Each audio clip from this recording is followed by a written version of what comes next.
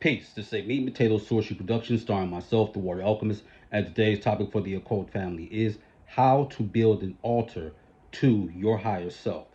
This is basically going to be a tutorial slash how to for creating a altar honoring your higher self or your holy guardian angel. Now, altars, as many of you know, altars are a product of one's psyche via the imagination. So it's very important that you make an altar that's tailor made for you. And one of the things you do is you add stuff to your altar as you go along. Like if you fall into some money or whatever, then you can add certain statues or whatever. But with this, you don't really necessarily have to do that because you're honoring yourself. You can include some pictures, but I'm gonna tell you the type of pictures that you should include. Now, when you work with any form of divination, whether it be tarot, runes, and the pendulum, you're working with your higher self. Now, people always hear this term banded around, and people may say, well, mentor, what is the higher self? The higher self is the uncorruptible, wise intelligence that every human being has. That is what the higher self is. The higher self is not based off of the false ego. This is why when you're doing divination and you're working with your higher self, more times than not, you're going to get the correct answer depending on how you pose the question. So, how would I set up something that's honoring my higher self? Well, if I had to do it, as I say, you can get you a table. You can even take a table that used to be a family member's, like your mother or father or your grandparents. You could take that and then you could consecrate it by either carving sigils on it or you can consecrate it another way. You can ask for Archangel Michael or Gabriel or Lucifer, etc., to consecrate this. And you could do this at a time where there's not a lot of disturbances in the house. I would say between the hours of maybe 2 a.m. in the morning to maybe 6. One, the veil is thin, and two, if you got kids, they're asleep. So let that sink in. The other thing is when you want to do your altar, make sure that you add your favorite color. So you get some taper candles or 7-day candles. I preferably would use 7-day candles. Now, what's my favorite colors? Silver, black, blue. So I would have 3 candles out. 7-day, put it on there on my altar. And this is very key, and I want everyone to listen to this. Time is not linear on the other side. You have to have this same approach because the spirits or your ancestors, gods, goddesses, whatever, they can see different facets of time at the same time, at any time.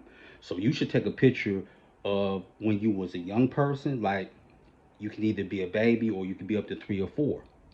Now this is good because you had a great imagination and you could create things as a child in your head. Very easy. The second picture I would take also has to be you. Now this is should be a picture of you when you're going through a period of transition where either you were a Christian and you had a whole bunch of questions, or a Muslim and you had questions as well that you wanted to do with the contradictions that were in the Holy Quran, or you were even in the conscious community and you really thought that you was approaching the Netter or the Orisha independently. No, you just substituted one religion for another. That's all you did. So that should be the second picture that you take. The third picture should be something that you see yourself as. What do I mean? I will put my dragon face on my altar. Why?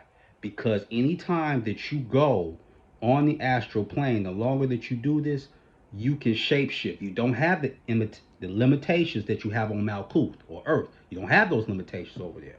So I would do that. Put that. I got 3 pictures: past, the state of wanting to know but not knowing, and the last is what I am now and am still becoming, the act of becoming. the god, the goddess, the angel, the demon.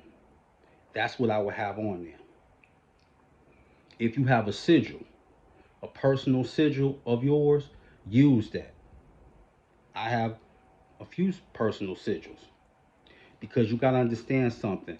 All this really is about growth and mastery. Where people get lost in the sauce with, they think it's all about money and getting some X back. And then they wonder why some of their stuff is hit and miss. It's one thing to have questionable esteem, but you can't have low self esteem. All right. I want to make that very clear. So that's why hit and miss. The one thing about magic is that if you get discouraged easily, you're not going to last long with magic and doing this. So I really want to make that very clear. So those are some keys to creating an altar to honor the higher self. You can even create a certain word or a mantra that will click not only with your higher self but with your subconscious. So if you say that, then what happens? With the chant, the mantra, and the sigil that you have on your higher self altar, what's going to happen? The subconscious will obey. And I cannot emphasize this enough. Set three attainable goals. Three attainable goals. Like, oh, I will shapeshift on the astral plane. You can have a figurine of what you want to shapeshift as. It could be a fairy, it could be a tiger, a lion. Get those figurines out along with the pictures, and then you can also have a pictures of who you want to connect with, whether it be a deceased husband, wife. It could be even an ascended master. I connected with Malcolm X. So it's very important, and that's how you would do that. Because in honoring the higher self, all your other skills will sharpen as well as your divination abilities. So, with that, that is your meat and potato sorcery for the day. I am the Water Alchemist. Be water, my friends. Peace.